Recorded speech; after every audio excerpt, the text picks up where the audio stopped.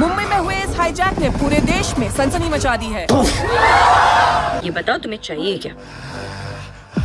चाहिए तो आलिया भट्ट। এই ছবিটিতে শাহরুখ খান একটি দ্বৈত ভূমিকা অভিনয় করেছেন এবং যার সাথে বিজয় সেতুপতি ও নয়নতারা প্রধান ভূমিকা অভিনয় করেছেন।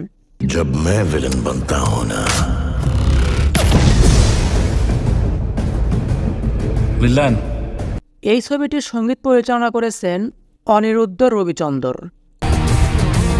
सब उसके फैन बने पड़े मैम।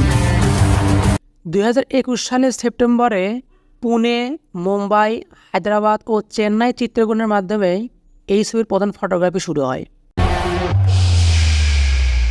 रेडी।